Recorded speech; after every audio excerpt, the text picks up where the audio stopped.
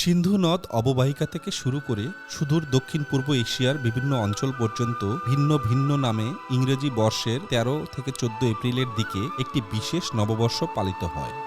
পাঞ্জাবে ভাইশাখী, বাংলায় পহেলা বৈশাখ, আসামে বোহাগ বিহু, বাংলাদেশ ও ভারতের পার্বত্য অঞ্চলে বিজু, থাইল্যান্ডে সংক্রান নামে পরিচিত এই সৌর বর্ষবরণ উৎসব। এবং এক এক জায়গায় এক একভাবে এই উৎসব পালিত হয়ে থাকে, কিন্তু বাংলাদেশে অন্যান্য প্রাচীন ঐতিহ্যের পাশাপাশি একটি বিশেষ আয়োজনের মধ্য দিয়ে এই দিনটি উদযাপিত হয়, যার নাম মঙ্গল শোভাযাত্রা। ১৯৮৯ সালে শুরু হওয়া এই উৎসবটি শুরু হয়েছিল একটি শিল্প আন্দোলন হিসেবে এবং এর পেছনে রয়েছে অসাধারণ একটি গল্প।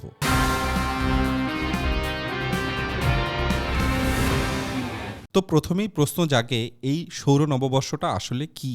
ভারতবর্ষে নানা রকম অব্দ প্রচলিত ছিল, শকাব্দ, ভরতাব্দ, লক্ষণাব্দ ইত্যাদি। লক্ষণ সেন যখন রাজত্ব আসলেন পাল আমলে, সেখান থেকে লক্ষণাব্দ, এইরকমভাবে শকাব্দ, ভরতাব্দ ইত্যাদি ছিল। বঙ্গাব্দ একেবারেই সম্রাট আকবরের সৃষ্টি। এই বঙ্গাব্দ কিভাবে কাজ করে? আমাদের দেশে বছরের মাসগুলো যে আছে, বৈশাখ, জ্যৈষ্ঠ, আষাঢ়, শ্রাবণ থেকে চৈত্র পর্যন্ত, এগুলা সবই হচ্ছে পূর্ণিমা যে নক্ষত্রে গিয়ে শেষ হয়ে যায়, পূর্ণিমার যে নক্ষত্রে অন্ত ঘটে, মিলিয়ে যায়, আর পূর্ণিমা থাকে না, অমাবস্যা শুরু হয়। যেমন বিশাখা নক্ষত্র যখন আকাশে ওঠে তখন পূর্ণিমার সমাপ্তি ঘটে, এই জন্য ওই মাসের নাম বৈশাখ। হায়ন সংস্কৃত শব্দ, হায়ন শব্দ অর্থ বছর। অগ্রহায়ণ অর্থাৎ বছরের অগ্রে আছে, অগ্র মানে প্রথমে, সুতরাং বছরের অগ্রে। আগে অগ্রহায়ণ ছিল নববর্ষ, কিন্তু দেখা গেল যে অগ্রহায়ণে ধান তখনও পেকে ওঠে না। কৃষক এই ধান মাঠ থেকে নিয়ে আসবেন, বিক্রি করবেন, টাকা আসবে, তারপরে খাজনা দেবেন জমিদারকে, কিন্তু অগ্রহায়ণ মাসে আসে না। এই সূত্র থেকে, এই ধারণা থেকে ফতেউল্লাহ সিরাজির পরামর্শে আকবর বললেন পহেলা বৈশাখ থেকে নববর্ষ। কিভাবে বাংলা বছর সংস্কার হলো? সম্রাট আকবর ৯৬৩ হিজরি অব্দে অথবা ১৫৫৬ খ্রিস্টাব্দে দিল্লির সিংহাসনে বসেছেন। ২০২৩ এখন, এর থেকে যদি আমরা ১৫৫৬ বিয়োগ করি তাহলে হয় ৪৬৭। ৯৬৩ সাল হিজরি অব্দ যেদিনকে আকবর এটি করেছিলেন, ৯৬৩ জায়গায় এই ৪৬৭ যদি আমরা যোগ করি তাহলে পাওয়া যাচ্ছে ১৪৩০। এখন বঙ্গাব্দ ১৪৩০। ১৯৭১ সালে বাংলাদেশের জন্মের পর দেশের রাজনৈতিক পরিস্থিতি খুব একটা সুবিধাজনক ছিল না। ১৯৮৯ বাংলাদেশ তখন সামরিক শাসনাধীন। তৎকালীন স্বৈরাচারী সামরিক সরকার ছিল ইংরেজ ও পাকিস্তানি শাসকদের শেখানো বিভাজনের শাসন নীতিতে বিশ্বাসী। ধর্মীয় অনুভূতির অপব্যবহার করে শাসক দল তখন সাধারণ জনগণের মধ্যে বিভাজন তৈরির অপচেষ্টায় লিপ্ত। তারই ফলস্বরূপ জনগণ তাদের নিজস্ব ইতিহাস, সংস্কৃতি ও ঐতিহ্যকে ধর্মীয় মতবাদ অনুসারে বিভাজন করতে শুরু করে। তৎকালীন ঢাকা বিশ্ববিদ্যালয়ের চারুকলা অনুষদের শিক্ষার্থীরা জাতি ধর্ম নির্বিশেষে সকলকে একত্রিত করতে বৈশাখ মাসের প্রথম দিন একটি ভ্রাম্যমাণ শোভাযাত্রার আয়োজন করে, যা বাঙালি সংস্কৃতি ও ঐতিহ্যের স্বাক্ষর বহন করে।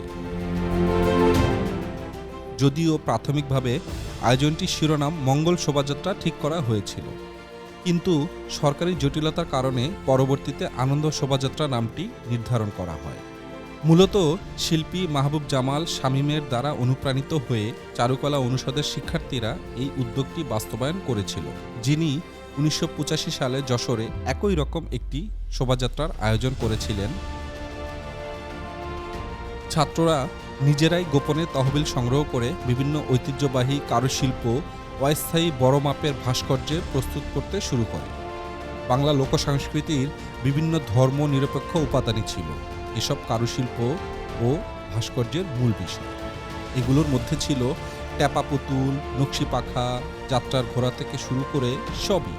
আমরা আমাদের কালচারের সাথে রিলেটেড এরকম কিছু সাবজেক্ট চুজ করি, দেন হচ্ছে আমরা ওইটাকে স্ট্রাকচারের রূপ দেই। তো হচ্ছে এটা হচ্ছে একটা ময়ূরের ফর্ম, তো ময়ূরের একটা মোটিভ, তো এটা সরাসরি রিয়েলিস্টিক ময়ূরের মতো না দেখতে, কিন্তু আমরা ময়ূরের ফর্মটাকে নিয়ে আমরা মূলত হচ্ছে কাজ করতেছি। নিজে মডেলিং করছি, এরপরে হচ্ছে গিয়ে মডেলিং করা শেষ হলে এটাকে পেস্টিংয়ে আমরা যাব। পেস্টিংয়ের প্রসেসটা হচ্ছে গিয়ে আপনার কাগজ আইকা দিয়ে ছোট ছোট টুকরা করে কেটে তারপরে সেটাকে একটু শুকানোর পরে এটাকে আবার এটা থেকে আবার উঠাই ফেলবো আমরা। উঠানোর পরে আমরা আরেকটা বোর্ডে পেস্ট করে সেখানে কালার করে পরে বিভিন্ন শিল্পীরা তাদের নিজেদের মতো নিজেদের যে রাজা রানীর যে কল্পনা সেই কল্পনা অনুযায়ী তারা কালার করে এই জিনিসটাকে রাজা রানীর রূপ দিবে আর কি। পহেলা বৈশাখের ভোরে এসব ভাস্কর্য, রং বেরঙের মুখোশ, লোকজ বাদ্যযন্ত্র সহ শিক্ষার্থীরা রাস্তায় নেমে আসে। তারা র্যালি নিয়ে শহরের রাস্তায় চলতে শুরু করলে চারিদিকে সাড়া পড়ে যায়। ঢাকের তালে নাচতে নাচতে আমজনতাও তাদের র্যালিতে যুক্ত হতে শুরু করে। শেষ পর্যন্ত র্যালিতে কয়েক হাজার মানুষের সমাগম হয়। এভাবেই বর্ষবরণ উৎসব পালনের একটি নতুন ধারার জন্ম হয়।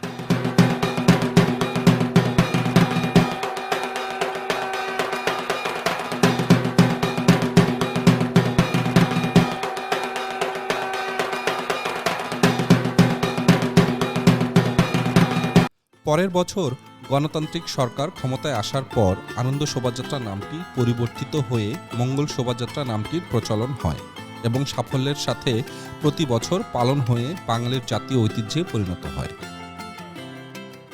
আমরা বাঙালি হিসেবে আলপনা বা ভাস্কর্য এসব তৈরি করা আমরা অনেক আগে থেকেই করেছি। এজন্য এগুলো আমাদের একদম আদিকাল থেকে আমাদের সংস্কৃতির অংশ।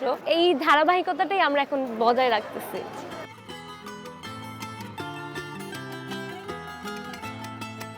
মঙ্গল শোভাযাত্রার আরেকটি বিশেষ দিক হচ্ছে উৎসবটি বাস্তবায়নে কোনো বাণিজ্যিক প্রতিষ্ঠানের সহায়তা নেওয়া হয় না।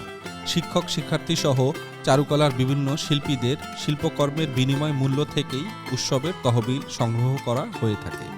প্রায় 1 মাস ব্যাপী চলে মঙ্গল শোভাযাত্রার প্রস্তুতি পর্ব।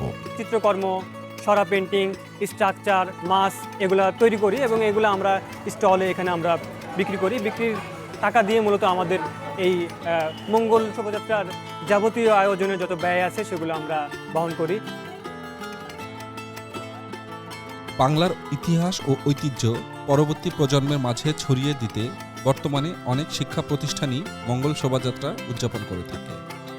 কিন্তু এই চলার পথ মসৃণ ছিল না মোটেই।